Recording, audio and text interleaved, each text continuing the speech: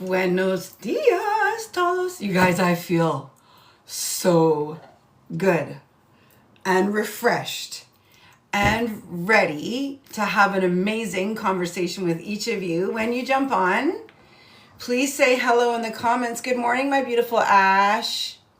I'm adding you as a mod right now. Confirm. Good morning, Alita. So good to see you. Did you change your hair? No. I'm looking at your little bubble, and your little bubble looks like your hair's red, but I think it's just that you have something red in your hair. Good morning, Joanne Price Day. Hello. Oh, okay. I think maybe in your bubble there's like something red. I don't know. It just looked like, I was like, did she dye her hair red? I did that one time. You guys, during COVID. Good morning, everybody. Good morning, Angelique. Hello, Loop-de-Loop. Hi, Trini. Hi, Regan. Thank you so much for being here. You guys, during COVID, when I had my mohawk, I dyed it red, like this color.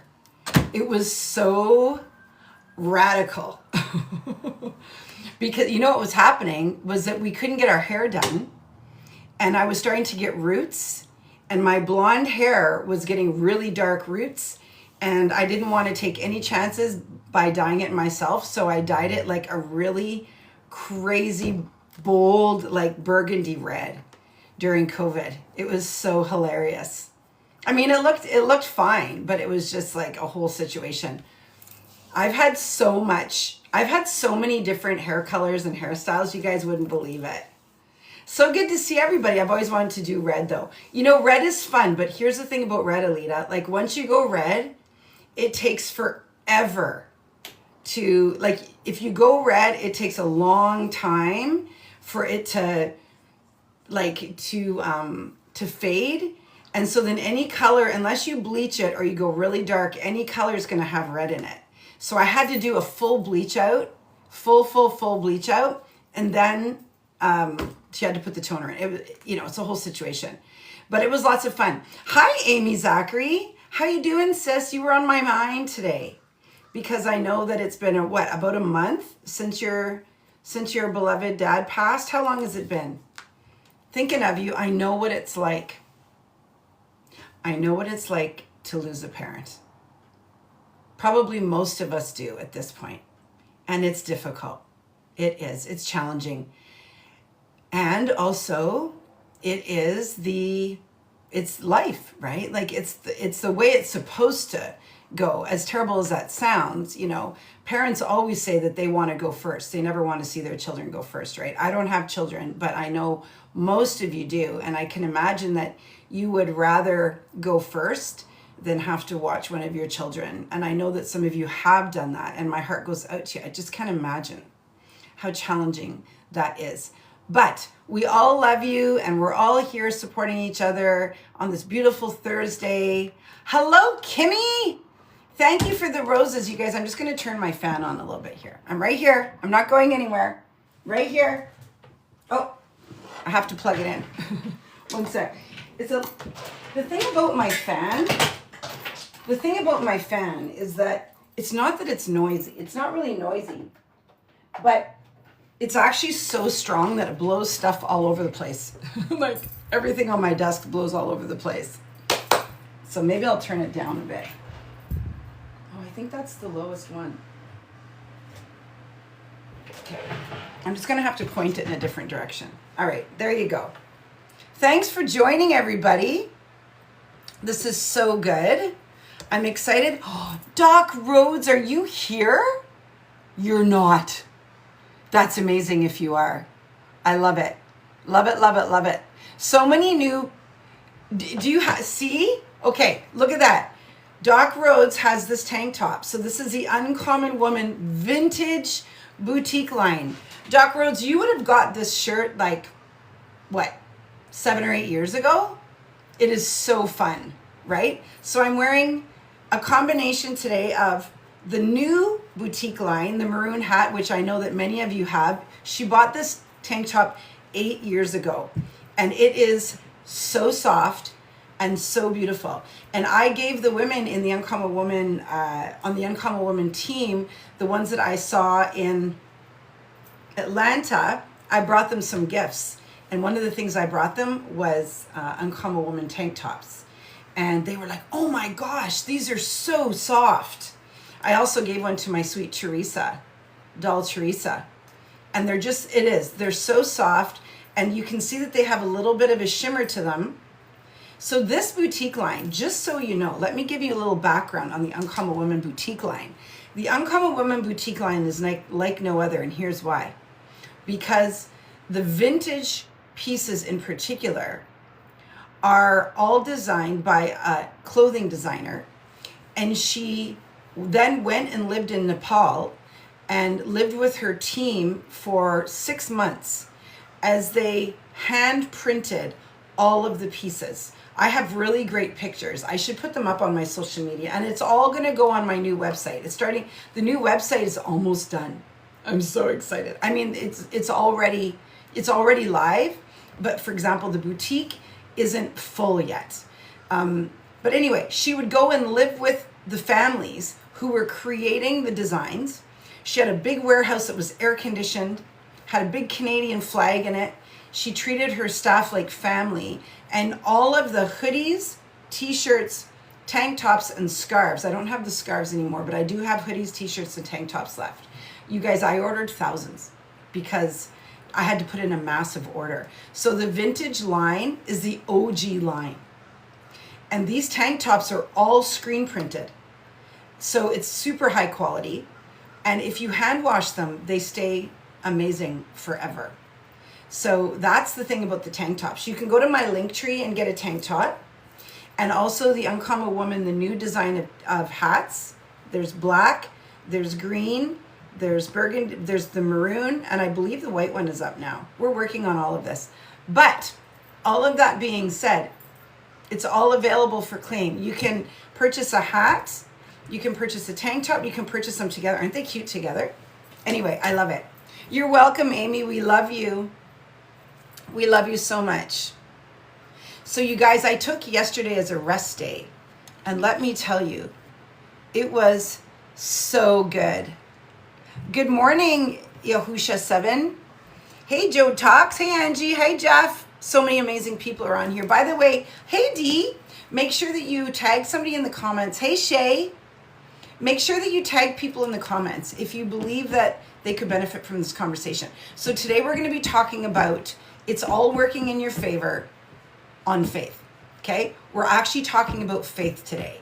So that's going to be the topic because I want to move you, encourage you, and activate you because I know that everything that's going on in your life right now might feel really challenging, but it's all happening in your favor. I promise you. It just might not feel that way. So we're going to talk about that. But before we do, I want to talk about my rest day yesterday. And this, by the way, this is the outfit. This is how you wear this. This is so fun. It's cut off shorts, leather outfit of the day, cut off shorts, right? Leather belt, Uncommon Woman tank, sparkly earrings, Uncommon Woman hat. That's how you wear this outfit. So fun, right? So fun. All right, so I took a bridge day yesterday, which is one of those days where I take a rest. And I told my team on Tuesday, in fact, I announced it on the live on Tuesday. I said, you guys, you know what? I can't even think straight. Hi, Kathy Jones. How are you, sis? So good to see you. Good morning, beautiful. I missed this. The OG line is available. Yes.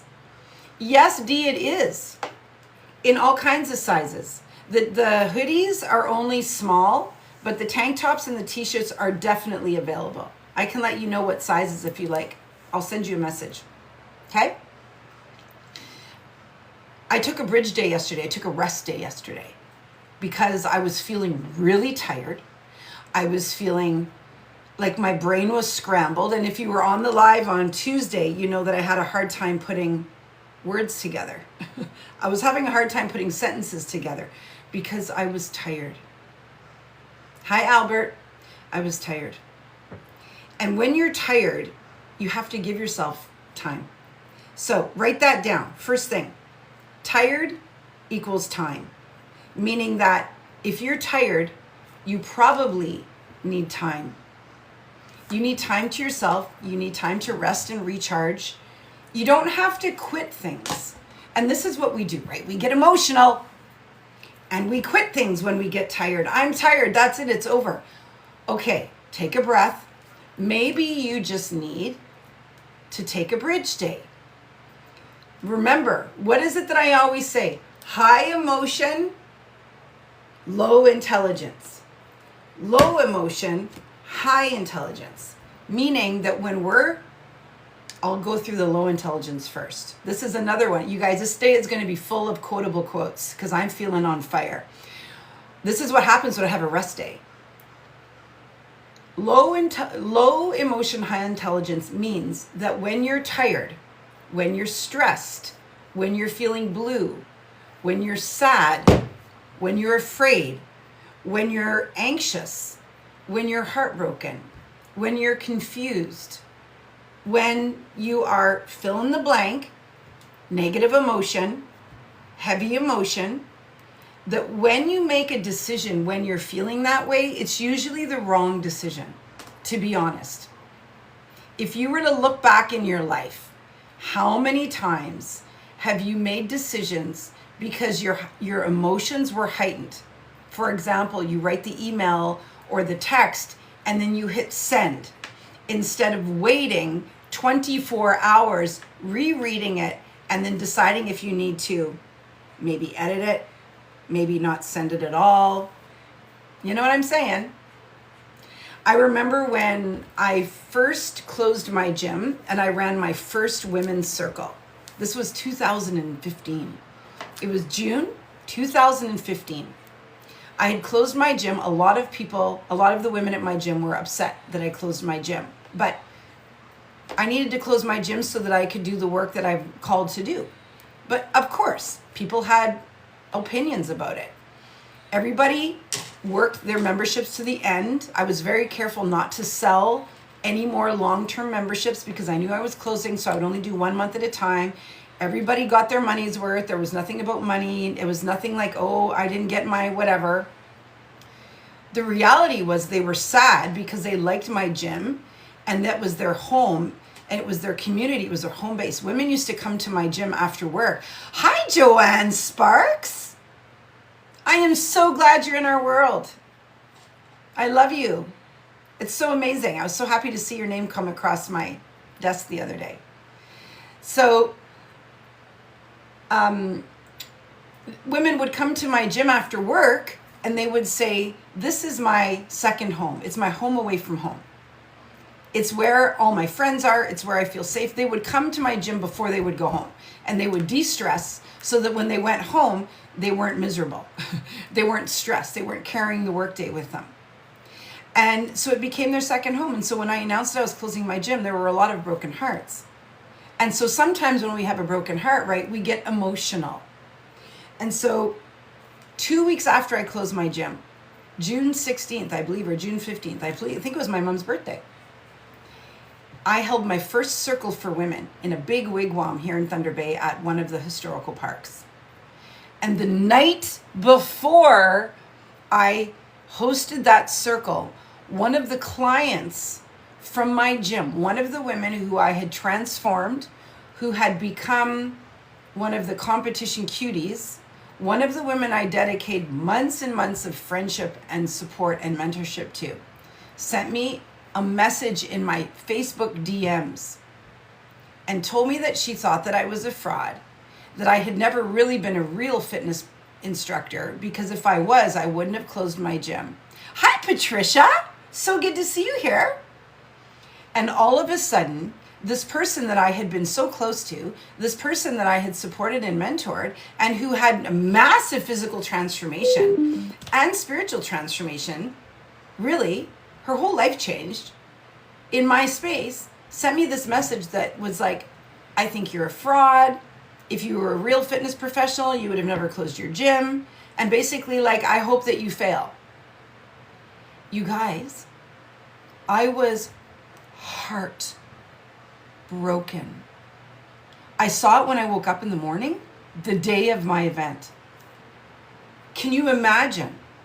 Now, she wasn't coming to my event, but she was trying to take me down. And I text messaged my mentor, who was Lori Harder. Look her up online. She was my mentor. She was the one that I hired at that event. Remember I said I hired a mentor at an event, and that mentor walked me through closing my gym. I text messaged her. I had her on speed dial because she was my mentor, and I sent her a screenshot, and I said, this just came through, and I want to pull the plug. I want to pull the plug on my event because maybe I'm a fake. Maybe I'm not legitimate. And I started questioning myself. And she said, don't you dare pull the plug. She said, this is part of your message. Congratulations. You've made it. When people start pulling arrows at your back because you're living in your calling and you're making bold moves, you've done the right thing.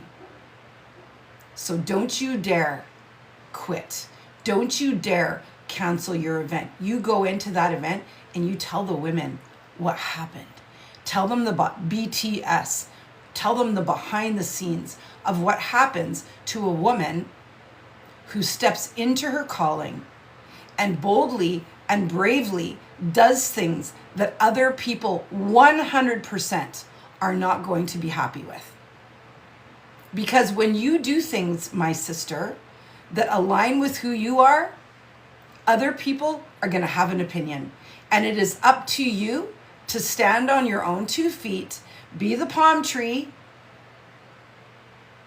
By the way, oh my gosh, I have the most amazing palm tree swag coming. Just saying. I think I'm going to post it today in my stories. You guys are going to die. That's a whole other story.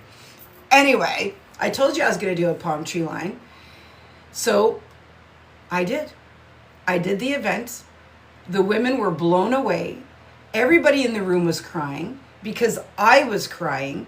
And they were so proud of me for showing up despite how scary it was. And despite the fact that somebody who was in my circle tried to take me down. All because she was upset that I was moving on. So here's the lesson. Everything is happening in your favor.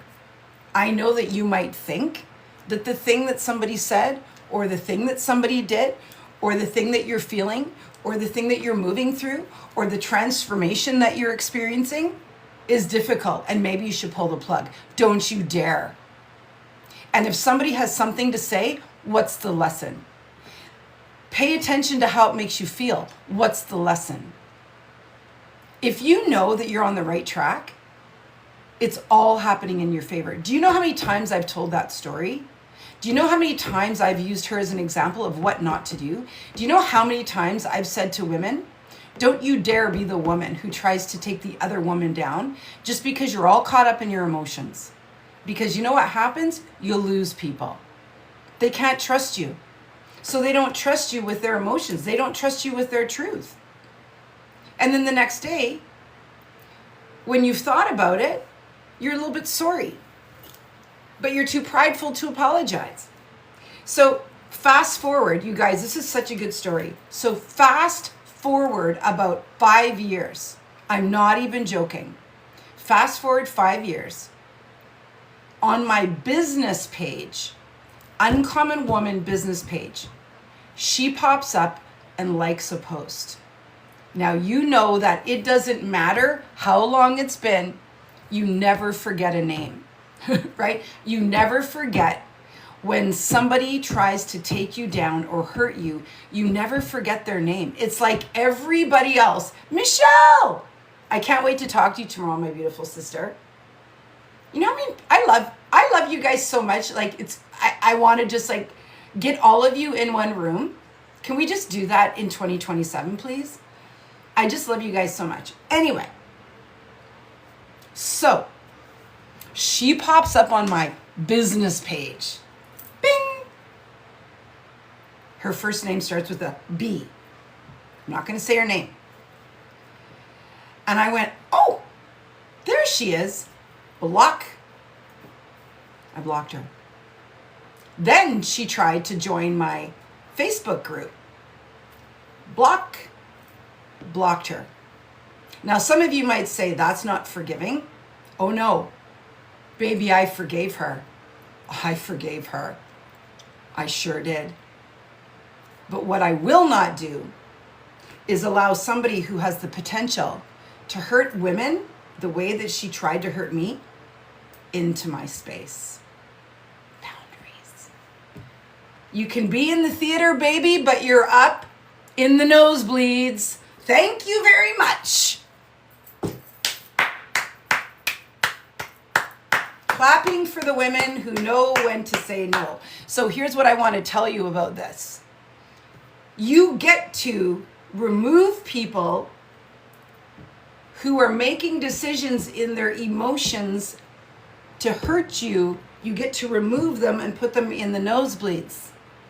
So I'm telling you all of that because low emotion, high intelligence, high emotion, low intelligence. See, here's what happened.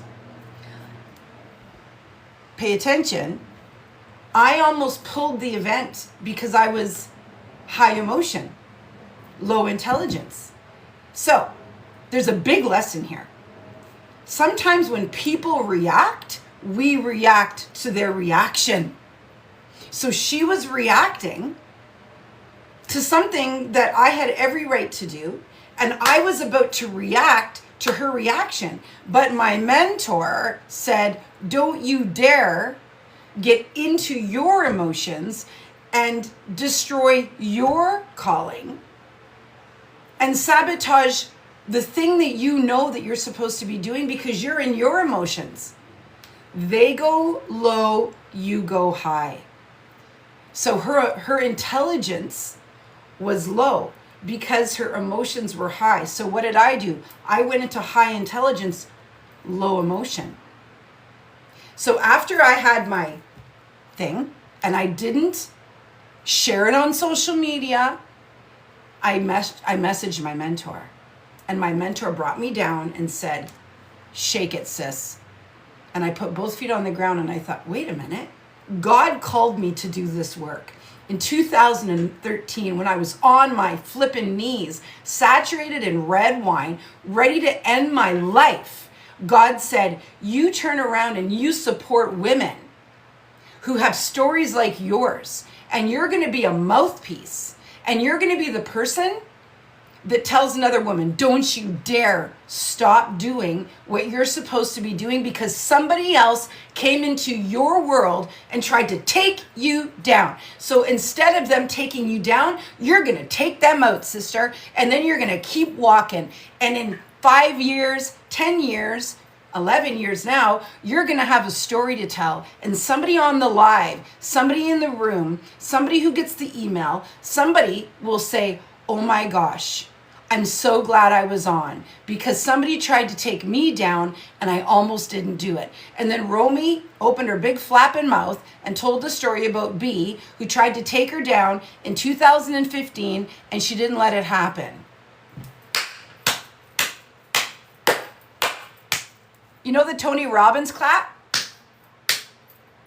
You guys ever notice that he uses his palms so he can clap really loud? He goes like this. So then, obviously, high intelligence, low emotion is ground yourself, breathe, wait 24 hours, think it over, then make a decision. Okay? Okay. And from that, the Uncommon Woman grew into a platform of like over 40,000 women. Come on. Now you're probably saying, where are the 40,000 women today? Well, I did another thing. When I decided in 2025 that I needed to upgrade the space and start over. And so then, let me tell you, that was a big move. Isn't that amazing? And now here we are and we're starting over. And it's going to be bigger than it was because that's how God works. 7 times 7 times 7. By the way, I'm drinking crushed coffee with ice and cream. Did you know that you can also make an iced coffee with crushed coffee.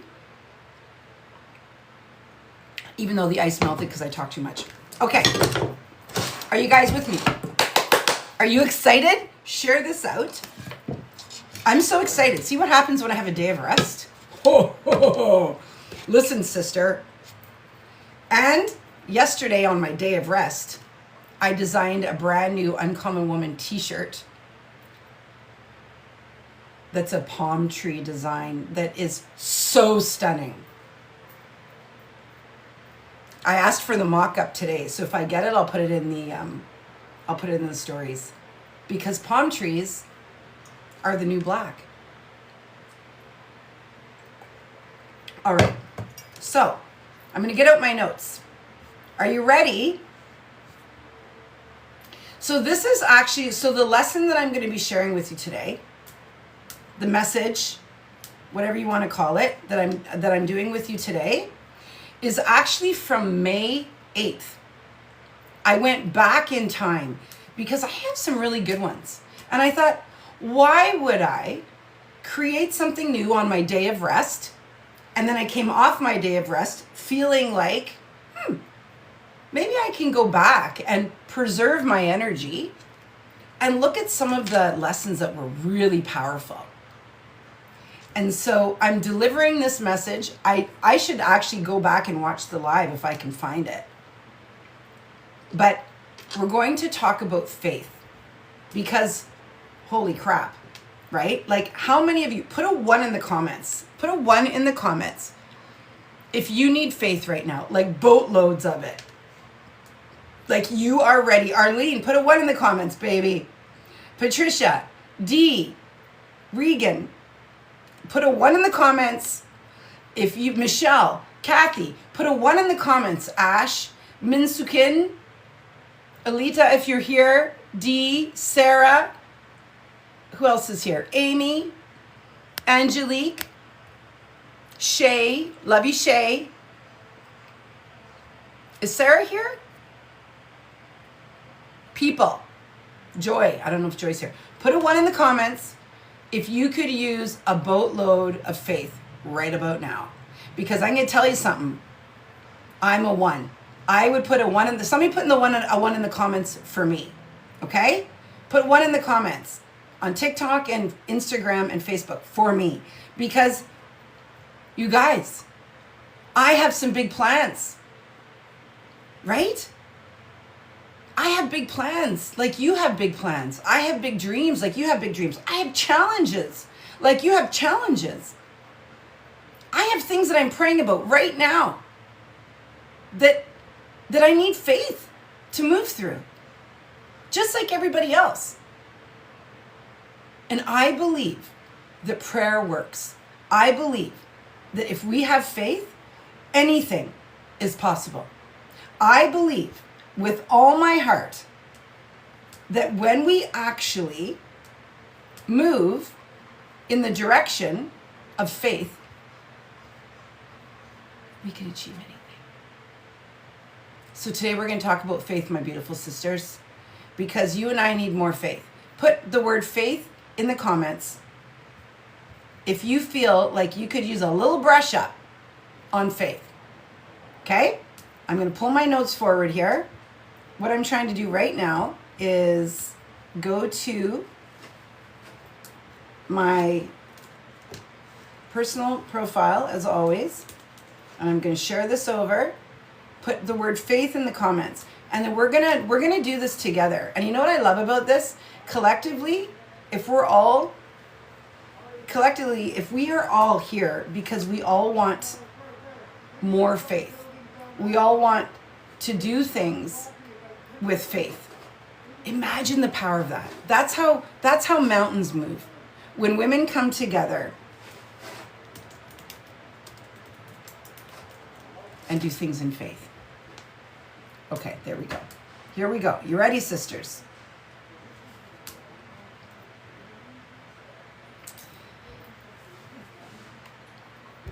Yesterday, I took a break because I felt in my belly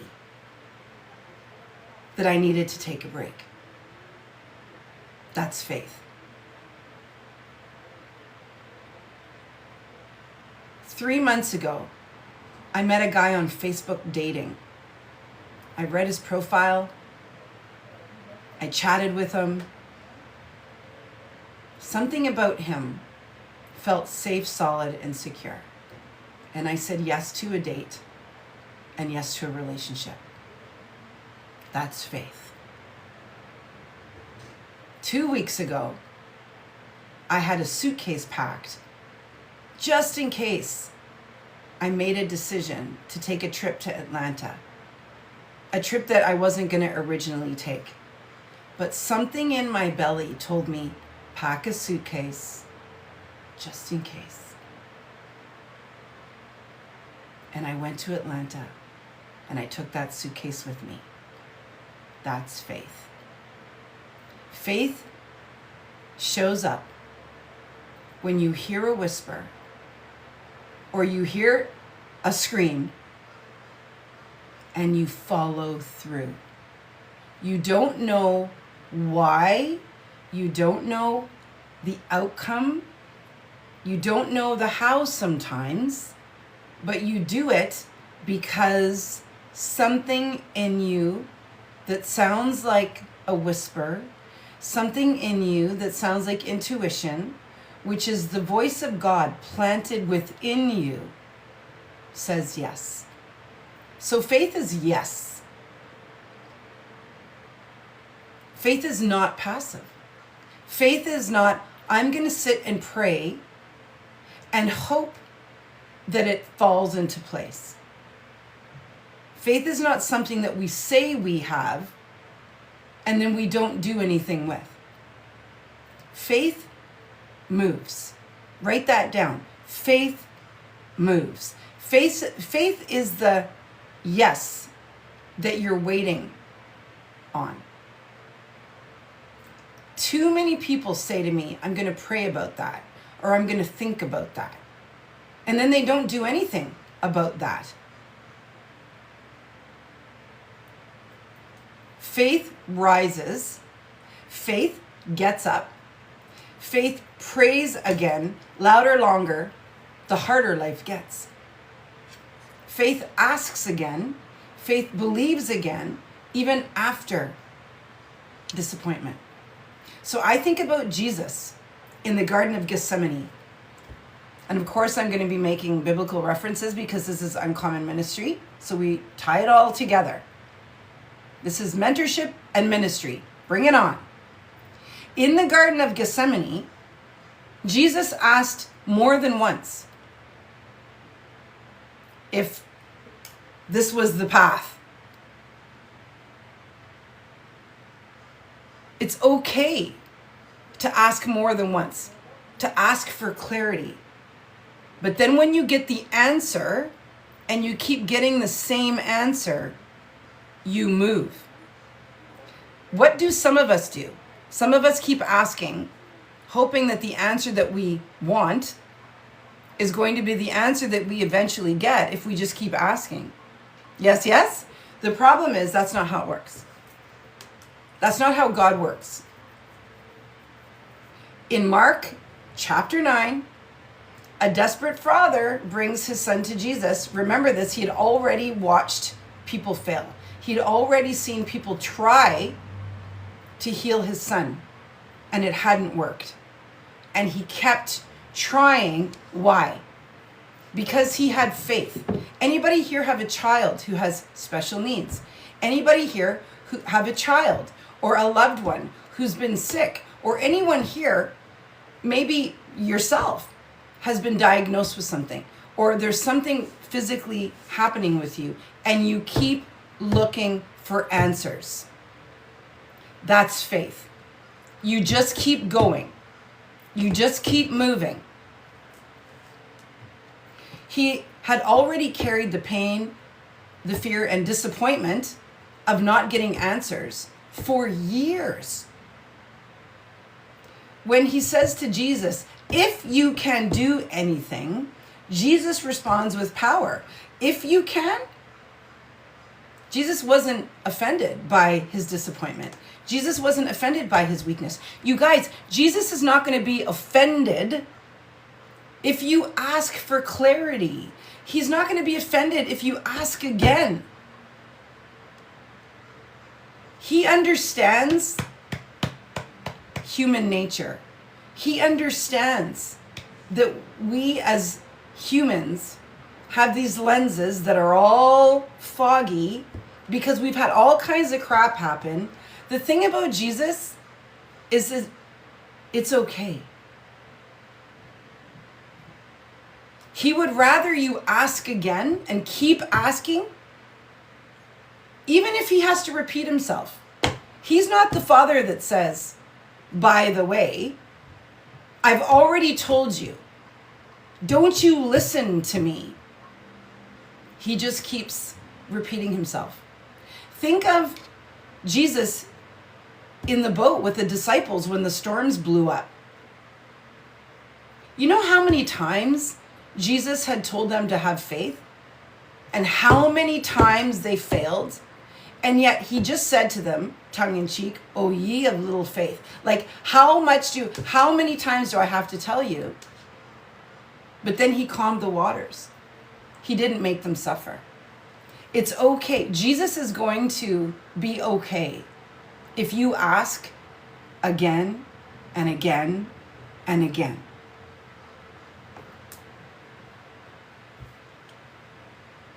He is confronting the smallness of his expectation. He actually says to this man, if I can.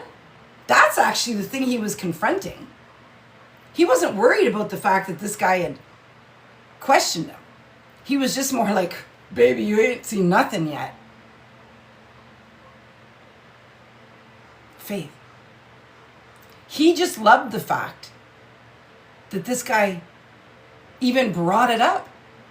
So if you're in a position in your life where you need help and you feel like you've already asked for it, and Jesus must be getting bored with your prayers, I promise you he's not. Maybe he wants you to pray a little bit more. Remember that some miracles require a little bit more prayer. Remember that some miracles require a different kind of prayer. Remember that? Remember that when Jesus healed the boy?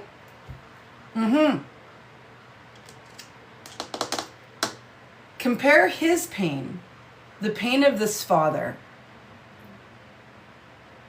with the own pain and disappointment in your own life. So what we're doing right now, just so you know, is we're building the foundation for faith. Because I'm pretty sure that somebody here feels tired. Somebody here feels like this father felt. Somebody here feels like for a lifetime, or for what seems like a forever season, you've been hurting. Or you've been in pain at some level, or you've been disappointed, or you feel defeated, or you feel tired.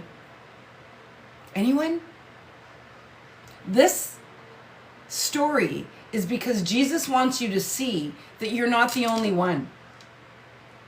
You're not the only one who feels like it's never going to get better.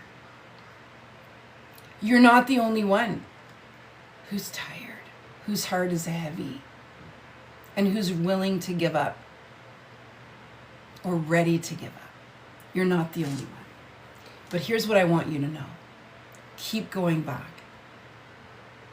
Don't you dare pull the rug out from under your own life because your human flesh is weak. Faith starts where if ends. Write that down. Faith starts where if ends. Sometimes we bring God into our prayers with an if. Has anybody, oh, this is a good one.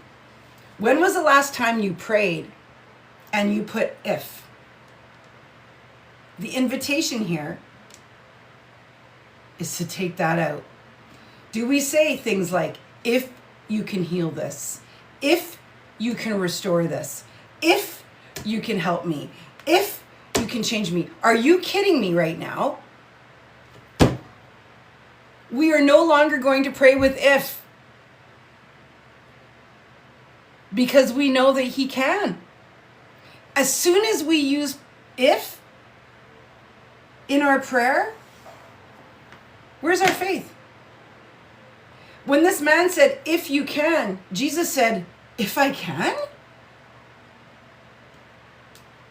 We forget who we're dealing with. Jesus reminds us that the question is not whether he can. The question is whether we will believe he can. So, invitation, guys, write this down. I believe you will. I believe you can. I believe you want to. I believe your will be done. But let's remove the if. That could change all of your prayer life. That could legitimately change the way that your life unfolds. It could legitimately change the way that you see prayer. It could legitimately change your own belief, because so often when we pray with if, and if feels weak, if feels uncertain, if feels like, right? But what if we say, I believe, baby, I am so convicted that you have got this all figured out. You already have it all planned out. You've already got it healed. You've already got my heart healed. You've already got the situation under control. So when you are ready to share your results with me, I'm here. That's so good. Faith does not mean we control the outcome. Faith means we trust the one who holds the outcome. Can we just put our hands up in the air for a moment? It's not up to us. Give it up to God. Put your hands up in the air. I have faith that you already know the outcome, and when you are ready to let me know, to show me, maybe you're working on me while you're working on that. Maybe you're not ready to show me the outcome because I'm not ready to see it.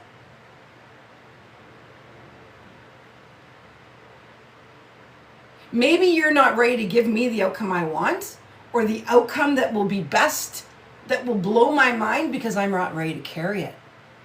Have you ever thought of that? That maybe it's not exactly as you want right now because you're not ready to carry what you want. I want a better marriage. You better be a better wife. I want a better bank account. You better not waste your money. I want better health. Then you better start taking care of it when I give it to you. I want better partnership or better friends. What kind of a friend are you? What kind of a partner are you? Is there any possibility that we're not ready for that miracle? So, we're preparing. That's why we're on these calls. That's why we do this work, because we're preparing ourselves so that we're ready when he hands us the miracle. Yes, yes? Number 2, honest faith still counts. What does that mean? Right after this verse, the Father says, I do believe. Help me overcome my unbelief. It's okay for us to say, God, this has been a challenging season. There have been times when I have lost faith. There have been times when I have literally felt like you abandoned me. And I'm sorry, because I do believe that you are here, and I do love you, and I am a good woman, and I am a woman of faith, and I want so badly more than anything in the world to be your number one employee. But here's the problem. Every once in a while, my humanity gets in the way, and I forget. But I do have faith. You guys, honest faith counts. It's okay for us to be honest with Jesus and say, I have not been the woman that you want me to be. I have not been the partner, the wife, the business owner, the friend, the woman, the God's kid that you want me to be. And my faith has been wavering, and I've been falling off the rails, and all of that, yes. And I believe you can put me back on track. I have faith. I'm here. Walk with me. Show me the way. Remember? Show me. Put show me in the comments. Show me. Jesus can work with honest faith. You do not need to have perfect faith. You do not need to have polished faith. Woo! Thank you, TikTok. You do not need to have loud faith. You need surrendered faith. I'm giving it all up to you because I know that I am not the one to make all this goodness happen. I believe you will. I believe it's on its way. I believe that the best is yet to come. Right? Show me. Hi, Dita. You can say, Lord, I believe, but I am tired. I believe, but I am scared. I believe, but I need you to help the part of me that still struggles. This is what we mean by honest faith. He's not going to walk away from you if you're honest. Okay, number one, he already knows your heart, but he wants you to surrender. He wants you to put it on the table. He wants you to ask for forgiveness. He wants you to say, yeah, I messed up. Because when we do that, that's the surrender. When we do that, that's the taking off our pride and our ego and saying, I'm on my knees because I'm sorry. I'm on my knees because I have faith. I take the responsibility off of me and I give it to you, Jesus. That's what that is. I love this so much. I get so excited about this. That is not weak, that is real. Even Jesus in the Garden of Gethsemane was weak, had moments of fear because he's human. And I love that story about him. And he asked 3 times. 3. And there's no mistake. There's no coincidence. It's 3 times. Father, Son, Holy Ghost. 3. Because he got the same answer 3 times. Faith must move into action. Number 3.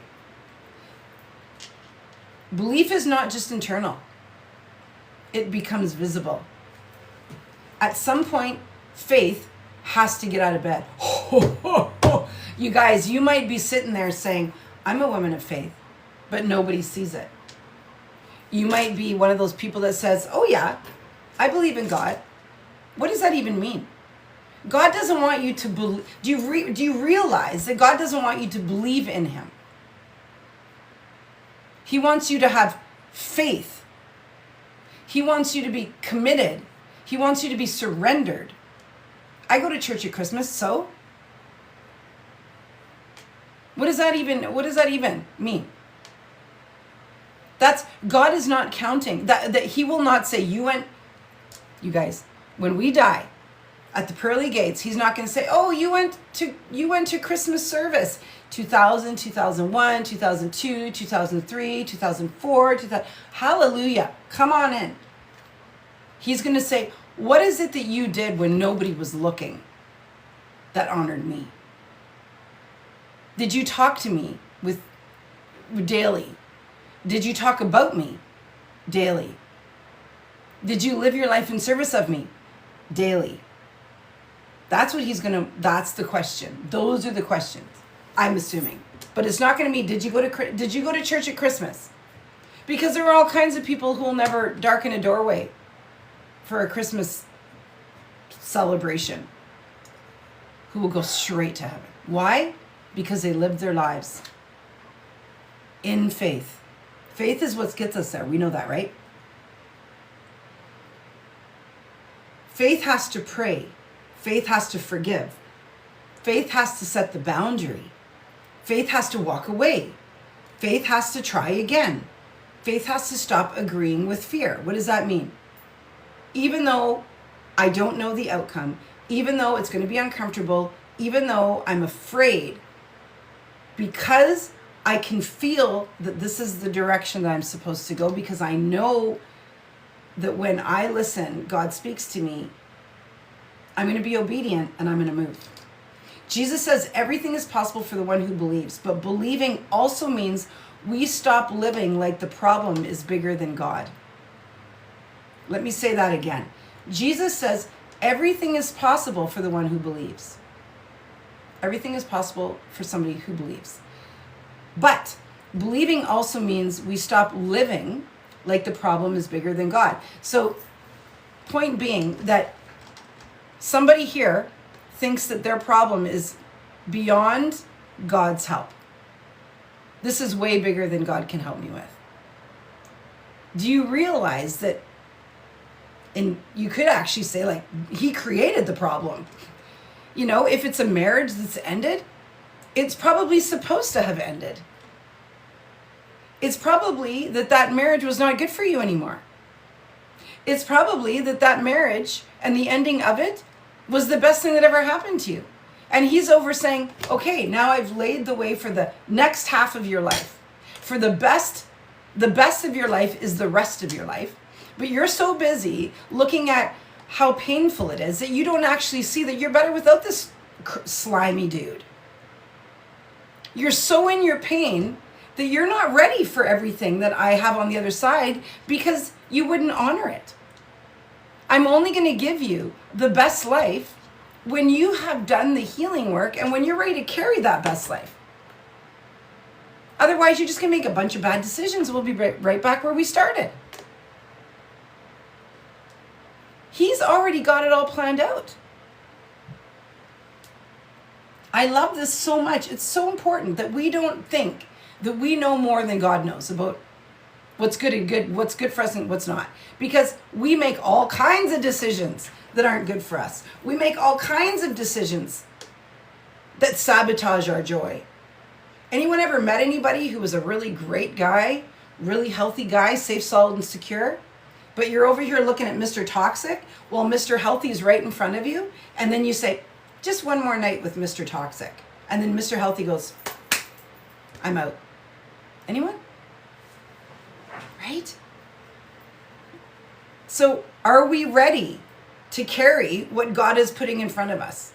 This is why I say he doesn't give it to us till he knows that we're ready. He might show us what's possible, but he's not going to lay it on us.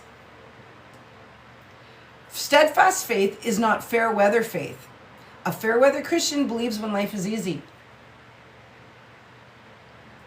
When life is good, easy, and it's a smooth path, we're the best person out there. And when it's hard, we get angry at God, we stop praying, we get resentful, we move away, we don't go into our faith community, we don't go to church, we get angry, we're like, woe is me. That's fair weather. We love him when everything's good, and we don't love him when everything's not. And when things aren't going our way, we say, why did you do this? Maybe you did it. Maybe we did it. Maybe it's the decisions that we made that got us where we are. Eyes wide open. We need to take responsibility for our choices. Now, there are things that happen in our lives that are not our choice, that we do not have any control over, and I understand that. I'm also going to say lifes. We are not exempt from having crappy things happen just because we're good people. There are people out there who aren't good people that do good things, that do bad things, horrifying things to good people. That's not God. God gave us free will, and he gave us the ability to forgive and to lean in and pray and to find comfort in his arms. But everybody, including ourselves, has free will. And sometimes people take that free will and they use it wrongly. But that's not God. Let's not blame God for what Joe Blow did. That's not God. Steadfast faith says, I still believe when I do not see it. I still worship when I am waiting. I still pray when I am tired. I still trust when I do not understand. I still get up because God is still God. Faith is not proven only in the miracles. Sometimes faith is proven in the middle. Faith is proven in the middle. When we're in the middle of the mess, when we're in the middle of the heartbreak, we're in the middle of the diagnosis, we're in the middle of the destitution, we're in the middle of the homelessness, when we're in the middle of whatever it is that we're in the middle of, that is when our faith is proven. That is when we go deepest. I remember when my mom was dying, you guys, her faith was the strongest it had ever been. And she was in the middle of her chemotherapy. And her chemotherapy, as you know, was actually kind of killing her. So it was so ironic that chemotherapy takes everything away from you except your heartbeat. And it's trying to cure you of this other thing. In the middle of all that, her faith was the strongest I've ever seen it. And it was in that moment when she said, "My faith, sweetheart, my faith," when I asked her how she was so calm, how she was so grounded and peaceful in the middle of hell.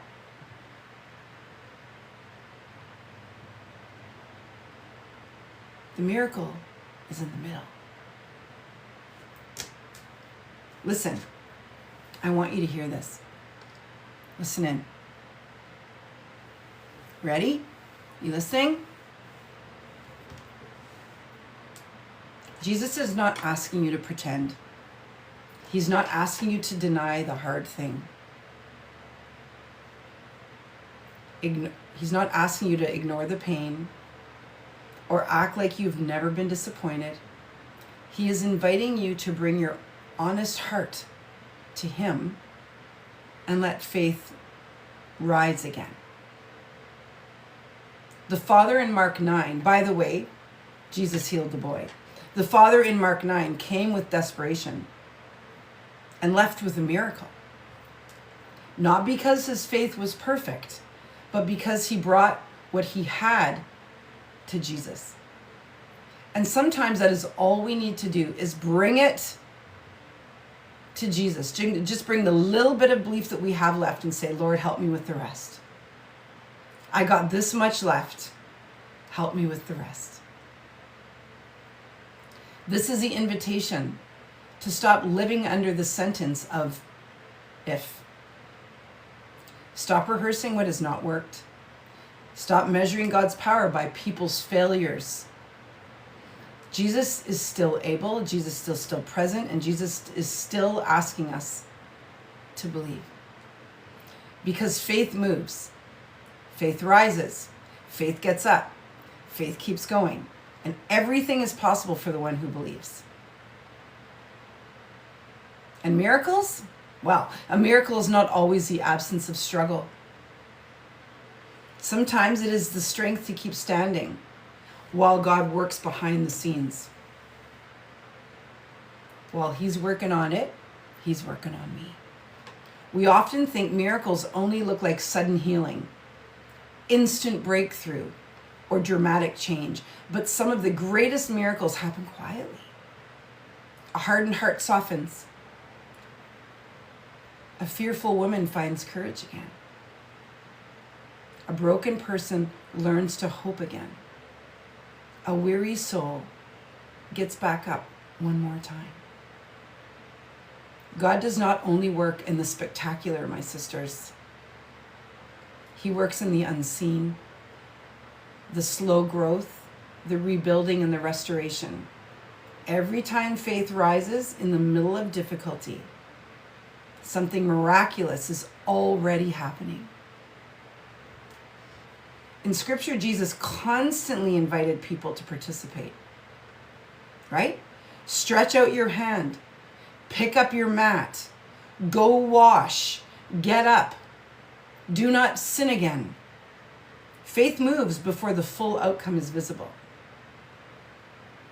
That is what makes miracles powerful. They pull us into deeper trust. Listen, guys. A miracle is not just about changing a situation. It is about revealing the character and power of God in the middle of it. Sometimes the greatest miracle is not just that your life changed, but that you encountered God so deeply that you were never the same again. I just got goosebumps. on my whole body. Sometimes the greatest miracle is not just that your life changed, but that you encountered God so deeply that you were never the same again. That's faith. Listen, I know that it's hard. I know you're tired. I hope that something in this live, something in this message reminded you to get back up, pick up your mat, and walk. Even if your faith is small, even if your faith is so extended right now and diluted, even so, I pray that you have just enough to tap back in and be like the man that says, I believe, help me in my unbelief. Any part of me, any fraction of me that struggles to believe because I'm so tired and I'm so disappointed, that's the part that I ask you to lay your hands on. That's the part that I ask you to heal. Uncommon Woman Sisterhood is my membership community for women of faith. It's a space where we meet and we talk about this stuff. It's a space where women come together and lay it on the table in a private, intimate container. It's the place where, as women, we go in and we say, I'm really struggling. I need support. I need prayer, because I'm here for all of it. And then we get up, we pick up our mat and walk, but we have other women walking beside us. If you're needing that kind of sisterhood in your life, go to romymarlowe.com and join us. Our next call is next Thursday at 7 p.m. Eastern Standard. And these calls shift the needle for people, because you might feel stuck. That's a word that we like to use. I'm stuck. And when you get in a room with other women and you realize you're not a tree, you're not stuck, you're just experiencing life. And it's hard sometimes. You're reminded that you too can get up, pick up your mat and walk. And women get out of these calls and they move. I'm surprised, I'm blown away at the number of women that they have people that they talk to and they move on, but they don't have anybody who actually moves the needle for them. And that's what this community is. We're needle movers. You don't come in and dump your crap all over everybody. You come in and you actually change. Okay? Hope you have a great day. I'm all rested up. I'm all fired up, as you can see. Super excited about August and the Uncommon Woman Sisterhood. Super excited because my boyfriend is coming to see me tomorrow. No, romymarlowe.com.